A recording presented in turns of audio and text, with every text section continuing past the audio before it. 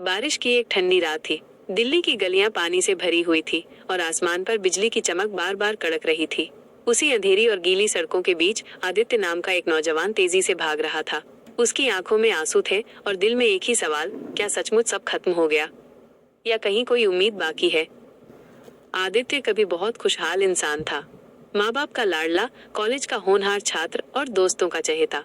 लेकिन एक हादसे ने उसकी दुनिया छीन ली। एक सड़क दुर्घटना में उसके माता पिता की मौत हो गई, रिश्तेदारों ने साथ छोड़ दिया और दोस्त धीरे धीरे दूर हो गए। अब वो अकेला था, एकदम अकेला। उसके पास सिर्फ किताबें और अधूरे सपने थे। लेकिन उस रात जब वो बारिश में भीगता हुआ भाग रहा था, उसके हाथ में एक पुरानी डायरी थी। ये डायरी उसकी माँ की थी, जिसे वो कभी पढ़ने की हिम्मत नहीं जुटा पाया था। किसी अजीब खिंचाव से वो डायरी खोलता है। पन्नों पर माँ की लिखी बातें थी।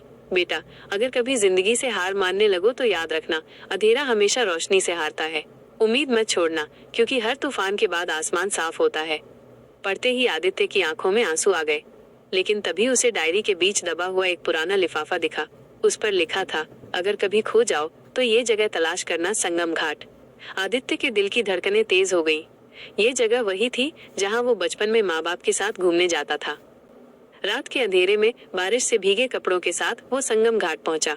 नदी का पानी उफान पर था। लहरों की गड़गड़ाहट और आसमान की बिजली उसके दिल की धड़कनों जैसी लग रही थी। वहां पहुंचकर उसने देखा कि घाट के पास एक बूढ़ा साधु बैठा हुआ है। सफेद दाढ़ी, गहरी आंखें और चेहरे पर अजीब सी शांति। साधु ने उसकी तरफ देखा और कहा, आ गए तुम, तुम्हारा इंतजार था। आदित्य चौंक गया। उसने कभी इस साधु को देखा नहीं था। साधु ने कहा, तेरी माँ ने तुझे यहाँ तक भेजा है। उसने मुझे पहले ही बता दिया था कि एक दिन तू आएगा, टूटा हुआ और हारा हुआ। लेकिन याद रख, तेरी जिंदगी अभी अधूरी है। तू सिर्फ अपने लिए नहीं, औरों के लिए जीने आया है।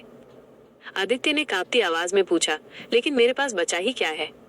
साधु मुस्कुराए और बोले, तेरे पास उम्मीद है, और उम्मीद कभी खत्म नहीं होती। यही तेरी ताकत है। साधु ने उसे एक छोटी सी डिब्बी दी। उसमें माँ की तस्वीर थी और पीछे लिखा था, बेटा, अगर ये पंक्तियां पढ़ रहे हो तो समझ लेना कि तू जीत की शुरुआत पर खड़ा है। तू अकेला नहीं है, मैं हमेशा तेरे साथ हूँ। आदित्य की आंखें भर आईं। उसे ऐसा लगा मानो माँ की आत्मा वहीं उसके पास खड़ी हो और कह रही हो, हार मत मान बेटा, तेरी कहानी अभी शुरू हुई है। अंत, भावनात्मक असर। उस रात के बाद आदित्य बदल गया। उसने ठान लिया कि वो दूसरों के लिए जिएगा, उनकी मदद करेगा जो टूटे हुए हैं। धीरे धीरे उसने अनाथ बच्चों के लिए एक संस्था शुरू की। लोग उसे उम्मीद का साथी कहने लगे।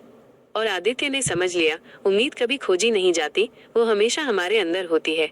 बस हमें हिम्मत करके उसे जगाना होता है। अगर आपको हमारी कहानियाँ पसंद आती हैं और आप भी अपनी कहानी हमारे साथ साझा करना चाहते हैं तो हमें कमेंट्स में बताएं। आपकी प्राइवेसी का पूरा ध्यान रखा जाएगा।